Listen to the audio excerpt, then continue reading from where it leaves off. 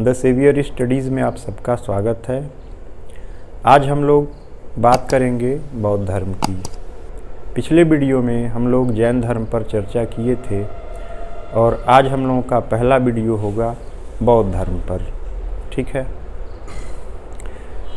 उत्तर वैदिक काल के बाद जो भारतीय इतिहास में कालखंड शुरू होता है उसे छठी शताब्दी के नाम से जाना जाता है और कहा जाता है कि छठी शताब्दी का जो कालखंड है वह धार्मिक आंदोलन का कालखंड है।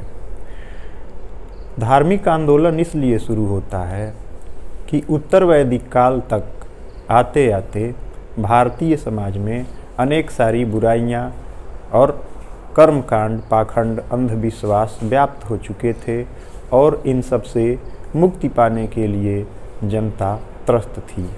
जो निम्न वर्ग के लोग थे, जो पिछड़े लोग थे, जो शूद्र थे, उन्हें कई सारी समस्याओं का सामना करना पड़ रहा था और जिसे हम कहते हैं मूलभूत अधिकार, उन अधिकारों से उन्हें वंचित कर दिया गया था। ठीक है। और इसी क्रम में धार्मिक आंदोलन शुरू होते हैं, जैन धर्म और बौद्ध धर्म। ठीक है। तो जैन धर्म हम लोग देख लिए हैं, आज हम चर्चा करेंगे बौद्ध धर्म की। ठीक है। तो जो बौद्ध धर्म के संस्थापक थे वो गौतम बुद्ध थे। ठीक है। बौद्ध धर्म के जो संस्थापक थे वो गौतम बुद्ध थे और ऐसा माना जाता है कि बुद्ध का जन्म 563 ईसा पूर्व में हुआ था। ठीक है। अब जब जन्म हुआ तो जन्म का कोई स्थान भी होगा। तो जन्म के स्थान के बारे में कपिलवस्तु लुम्बिनी नामक ग्राम में बुद्ध का जन्म हुआ था। ठीक है। बुद्ध के पिता का नाम शुद्धोधन था। ठीक है। और यह शाक्य गण के मुखिया थे। इससे ये पता चलता है कि जिस प्रकार महावीर जैन राजघराने से संबंधित थे उसी प्रकार भगवान बुद्ध भी राजघराने से संबंधित थे। क्षत्रिय कुल में इनका भी जन्म हुआ था। तो इनके पिता का नाम क्या था? शुद्धोधन था और ये शाक्य गण के मुखिया हुआ करते थे। इनके माता का नाम महामाया था। लेकिन कहा जाता है कि महामाया बुद्ध के जन्म के 7वें दिन महामाया की मृत्यु हो गई थी। ठीक है। ऐसा कहा जाता है कि जब भगवान बुद्ध अपनी माता के गर्भ में थे, महामाया के गर्भ में थे, ठीक है, तो भविष्यवाणी होती है कि आपके गर्भ में जो लड़का है, जो बच्चा पल रहा है, वह सन्यासी होगा। ठीक है। और ये भी कहा जाता है कि जब इनका जन्म हुआ तो इनके ऊपर देवताओं ने, बुद्ध का जब जन्म हुआ तो इनके ऊपर देवताओं ने फूलों की बरसात की, फूल बरसाए। तो अभी इनको ये लगने लगा कि हमारा जो बालक है यह काफ़ी चमत्कारी बालक है और यह सन्यासी हो जाएगा। भविष्यवाणी भी इस तरीके की हुई है। तो इस चिंता में इनकी मृत्यु हो जाती है। बुद्ध के जन्म के 7वें दिन महामाया की मृत्यु हो जाती है। ठीक है। और गौतम बुद्ध के बचपन का जो नाम था, बुद्ध तो बाद में हुए, इनके बचपन का नाम सिद्धार्थ था। क्या था? सिद्धार्थ था। तो इनके बचपन का नाम था सिद्धार्थ। लेकिन यहाँ हम देख रहे हैं कि महामाया जो इनकी वास्तविक माता थी बुद्ध की, इनकी जब मृत्यु हो जाती है तो इनका पालन पोषण कौन करता है? इनकी एक मौसी होती हैं।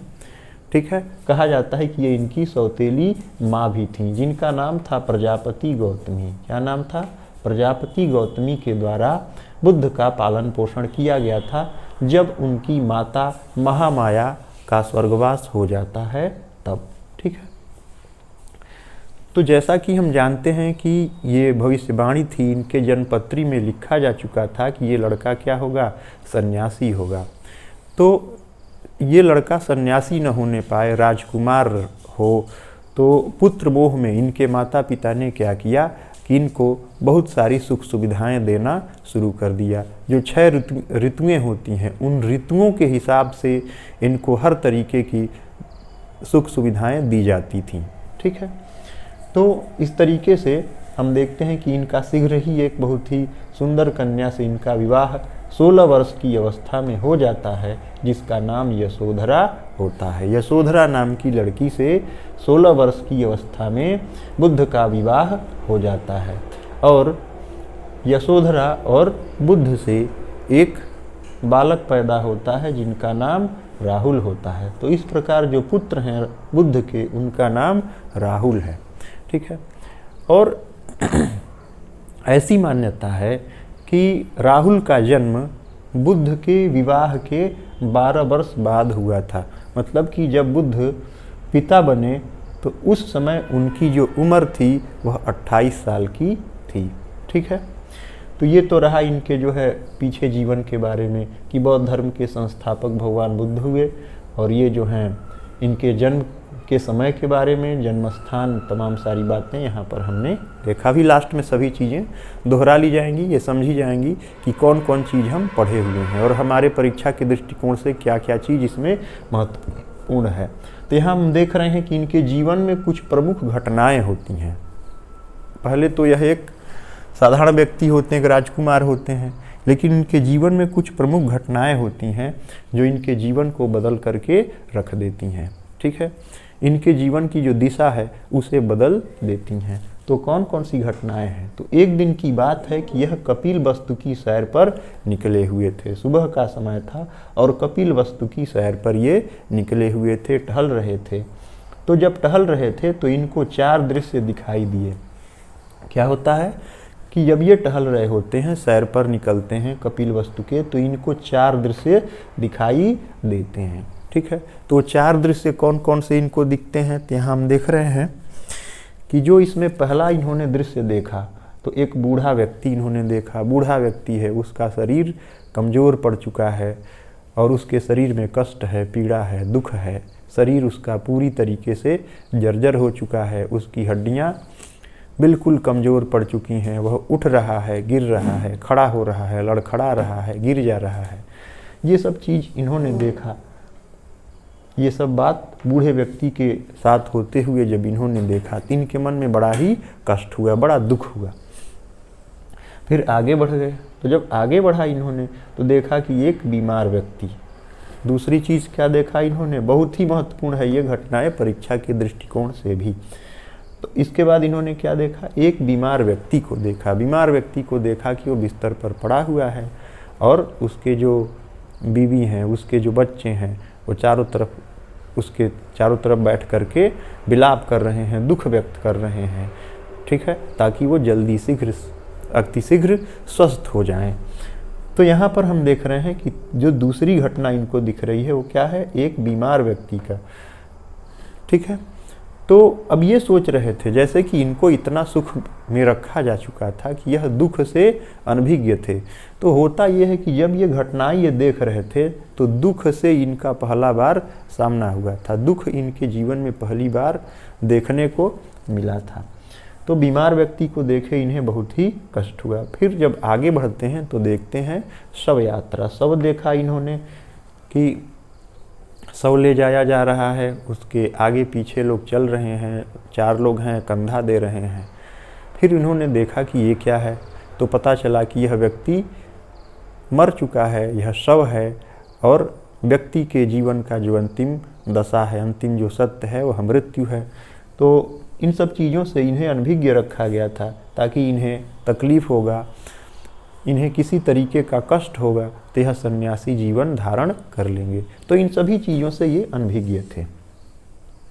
फिर आगे जाते हैं तो एक सन्यासी देखा इन्होंने। तो सन्यासी को देखा कि सन्यासी जो है भजन कीर्तन करते हुए बहुत ही मस्ती से आगे बढ़ रहा है। उसके चेहरे पर कहीं कोई दर्द नहीं है, कहीं भय नहीं है।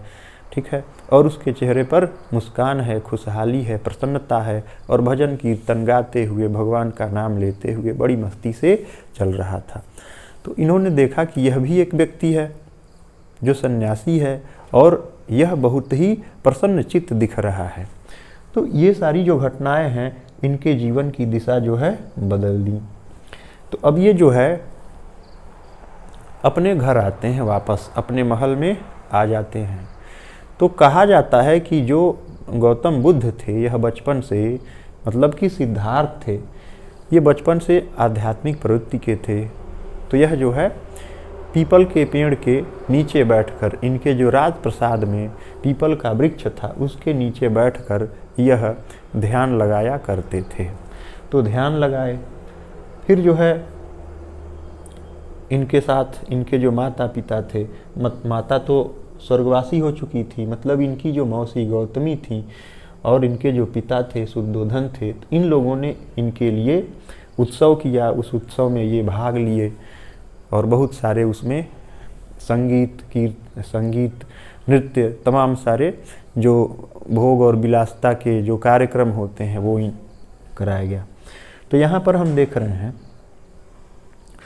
कि इसके बाद इन सभी घटनाओं के बाद ये कार्यक्रम होते हैं, लेकिन इनके मन पर इस घटना का, इन सभी जो कार्यक्रम होते हैं इन्हें बहलाने के लिए, इन्हें सुख देने के लिए, इसका कोई प्रभाव इनके मन पर नहीं पड़ता है।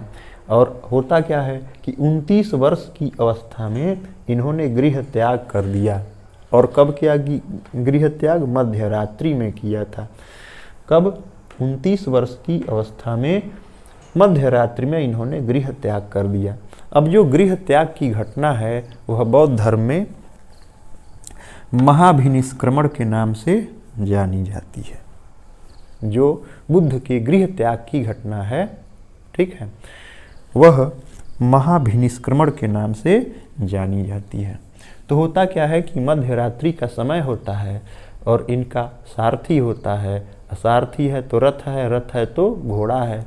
तो जो सारथी होता है उसका नाम यहाँ पर दिया है छंदक। चन्ना भी इसका नाम कहीं कहीं पर हमें देखने को मिलता है। तो छंदक जो है इनका सारथी है और जो घोड़ा है वो कंधक है। तो छंदक सारथी है और कंधक घोड़ा है। तो अपने सारथी को बुलाए रात में और ये जो है घर से निकल पड़े। और कब निकले थे? जब यशोधरा और राहुल गहरी निद्रा में सो रहे थे। तो उनको सोते हुए छोड़कर इन्होंने गृह त्याग कर दिया। और होता ये है कि जब ये अपने सारथी के साथ, अपने घोड़े के साथ जब आगे बढ़ते हैं तो कहाँ जाते हैं? कपिल वस्तु से, ठीक है, आगे बढ़ते हैं। और एक नदी है, अनोमा नदी है। कहाँ है? अनोमा नदी है। और अनोमा नदी इस समय नेपाल में है। कहाँ है? नेपाल में है। लुम्बिनी जो हम देखे यहाँ पे, लुम्बिनी भी नेपाल में है, ठीक है। तो अनोमा नदी है और यहाँ जा कर के इन्होंने क्या किया? रथ से नीचे उतर गए और भिक्षु का वेश धारण कर लिए। अपना मुंडन कराया, अपने बालों को अपने सिर से हटवाया, मुंडन कराया और क्या धारण किया? कसाय धारण किया। मतलब जो भिक्षु लोग, सन्यासी जो चोले पहनते हैं उसे इन्होंने धारण किया, ठीक है। तो ये सब चीज़ें हम समझ लिए। अब यहाँ से कहाँ निकलते हैं? ये वैशाली के लिए प्रस्थान करते हैं।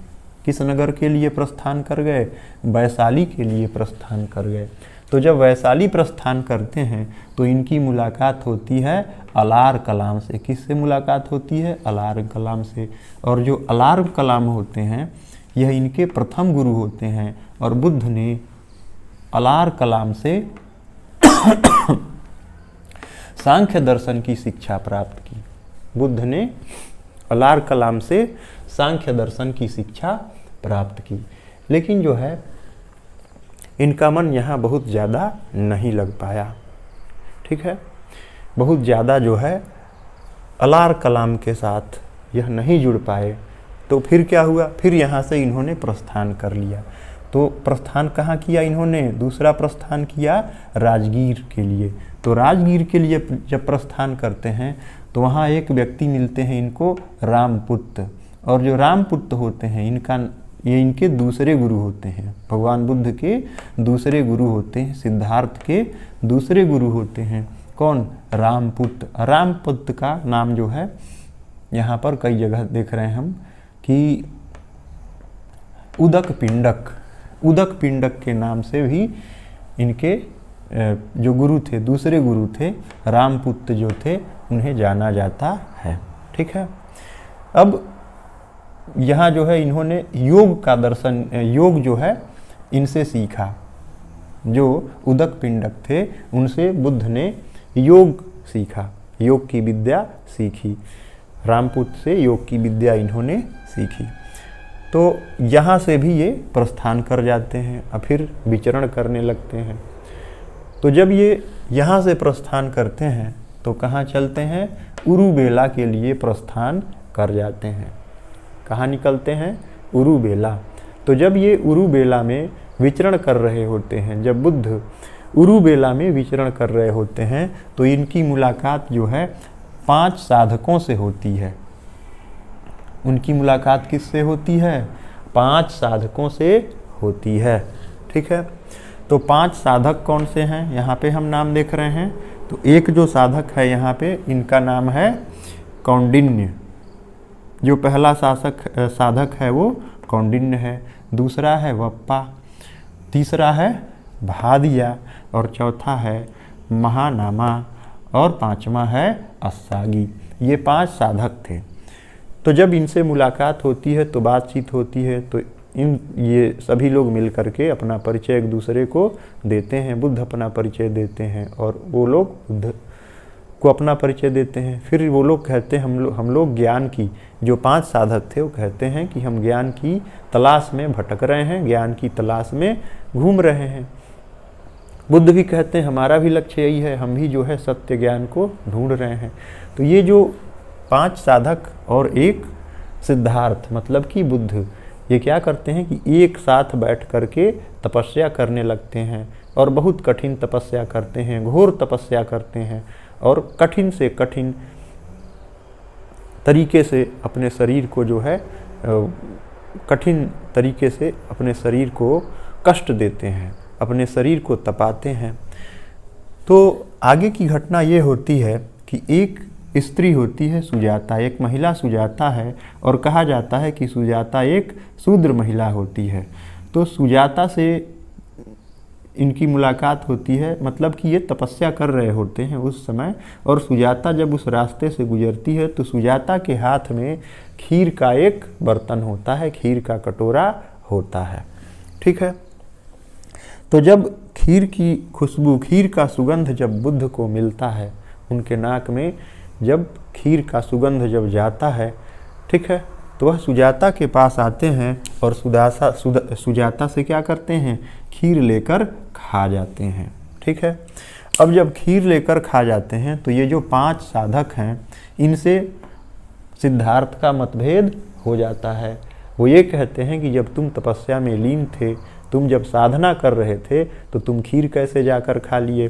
तो इस प्रकार जो है इन 5 साधकों से सिद्धार्थ का मतभेद हो जाता है और सिद्धार्थ वहाँ से अलग जा कर के फिर तपस्या करने लगते हैं। तो साधकों से इनका क्या होता है? मतभेद हो जाता है। वहाँ से अलग जा कर के, अलग स्थान पर जाकर ये तपस्या करने लगते हैं। तो जब तपस्या कर रहे होते हैं तो वहाँ ये 6 वर्ष तक कठिन तपस्या करते हैं। कितने दिन तक? 6 वर्षों तक कठिन तपस्या करते हैं। तो कठिन तपस्या के बाद जब इनकी उम्र 35 वर्ष की हो जाती है, कितने की? 35 वर्ष की हो जाती है। ठीक है, तो 35 वर्ष की अवस्था में पीपल के वृक्ष के नीचे, पीपल के वृक्ष के नीचे, अब यहाँ बहुत ध्यान देने वाली बातें हैं और परीक्षा के दृष्टिकोण से सभी चीज़ें महत्वपूर्ण हैं। तो 6 वर्ष की तपस्या के बाद जब इनकी उम्र कितनी हो जाती है? 35 वर्ष की हो जाती है। ठीक है, तो पीपल के वृक्ष के नीचे और निरंजना नदी, कहाँ पर? निरंजना नदी, जिसे फल्गु नदी भी कहा जाता है, निरंजना नदी के तट पर। समय क्या था? वैशाख पूर्णिमा। वैशाख पूर्णिमा की रात को, मध्य रात्रि को इन्हें ज्ञान की प्राप्ति हुई और इन्हें जो ज्ञान की प्राप्ति होती है उसे हम बौद्ध धर्म में धर्म चक्र प्रवर्तन क्या कहते हैं? धर्म चक्र प्रवर्तन के नाम से जानते हैं। ठीक है, तो इस प्रकार हमने कई सारे पॉइंट देखे हैं और फिर एक बार हम जल्दी से दोहरा लेते हैं कि वो कौन कौन से पॉइंट हैं जो परीक्षा के दृष्टिकोण से महत्वपूर्ण हैं। तो परीक्षा के दृष्टिकोण से इसमें हम देख रहे हैं कि सब कुछ महत्वपूर्ण है, जितनी जानकारी यहाँ पर है सभी महत्वपूर्ण हैं। और जल्दी से हम इसे दोहरा लेते हैं कि बौद्ध धर्म के संस्थापक कौन थे? तो गौतम बुद्ध थे। गौतम बुद्ध का जन्म कब हुआ था? तो 563 ईसा पूर्व में हुआ था। किस स्थान पर हुआ था? तो कपिलवस्तु के लुम्बिनी नामक ग्राम में हुआ था। इनके पिता शुद्धोधन थे और शाक्यगण के मुखिया थे। जो शुद्धोधन इनके पिता थे वो शाक्यगण के मुखिया थे। ठीक है। इनके माता का नाम महामाया था और कहा जाता है कि महामाया की मृत्यु बुद्ध के जन्म के 7वें दिन हो गई थी। ठीक है। गौतम बुद्ध के बचपन का जो नाम था वो सिद्धार्थ था। क्या नाम था? सिद्धार्थ नाम था। लेकिन हम देखते हैं कि इनकी जो असली माँ थी उनका जब स्वर्गवास हो गया तो इनका पालन पोषण इनकी मौसी प्रजापति गौतमी ने किया। ठीक है। इनका विवाह 16 वर्ष की अवस्था में यशोधरा से हुआ था और यशोधरा से इनको एक पुत्र प्राप्त होता है जिनका नाम राहुल होता है।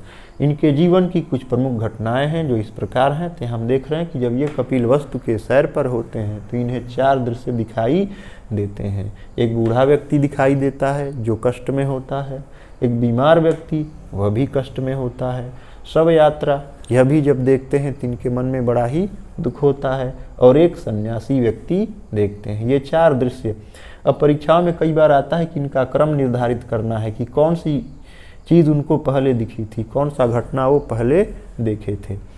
तो ये यहाँ पर महत्वपूर्ण है। घर कब छोड़ा था उन्होंने?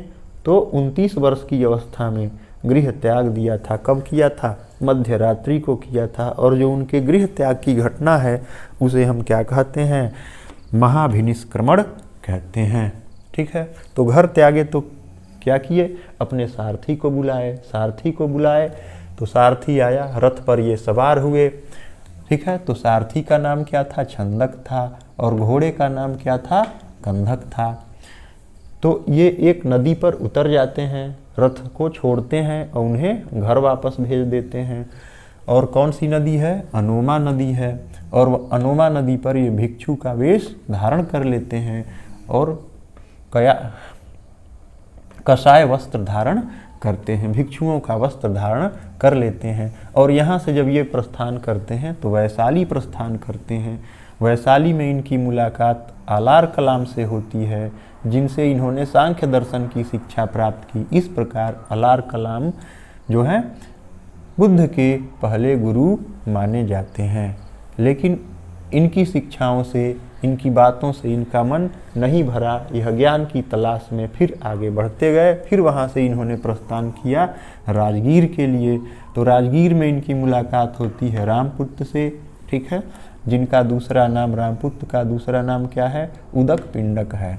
तो उदक पिंडक जो है इनके दूसरे गुरु बन जाते हैं। और उदक पिंडक जो हैं योग के विद्वान थे, योग विद्या के विद्वान थे, योग के जानकार थे। तो योग किससे सीखा बुद्ध ने? उदक पिंडक या रामपुत्र से सीखा। ठीक है। इनसे भी जो जानकारी इनको प्राप्त होती है उससे भी जब इनका मन नहीं भरा, वह जानकारी भी जब इनको कम लगने लगी तो इन्होंने क्या किया? उरुबेला के लिए प्रस्थान किया। और जब उरुबेला के लिए प्रस्थान करते हैं तो इनकी जो मुलाकात है वो 5 साधकों से होती है जिनका नाम इस प्रकार है। 5 साधकों के नाम कौंडिन्य है, वप्पा है, भादिया है और महानामा है और अस्सागी है। ठीक है। इनके साथ ये तपस्या करने लगते हैं। लेकिन होता क्या है कि सुजाता नाम की स्त्री के हाथों से ये खीर खा लेते हैं और जो ये 5 साधक हैं इनसे इनका मतभेद हो जाता है। फिर ये अलग तपस्या करने लगते हैं, उनसे अलग हट जाते हैं 5 साधकों से।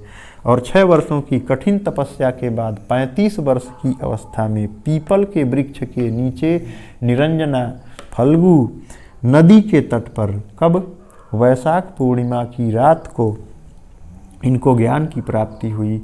और बुद्ध को जो ज्ञान की प्राप्ति होती है उसे हम बौद्ध धर्म में धर्म चक्र प्रवर्तन के नाम से जानते हैं। ठीक है। तो इस वीडियो में इतना ही। अगली वीडियो में फिर मिलते हैं नई जानकारी के साथ, नई बातों के साथ। तब तक बने रहिए द सेवियर स्टडीज़ के साथ।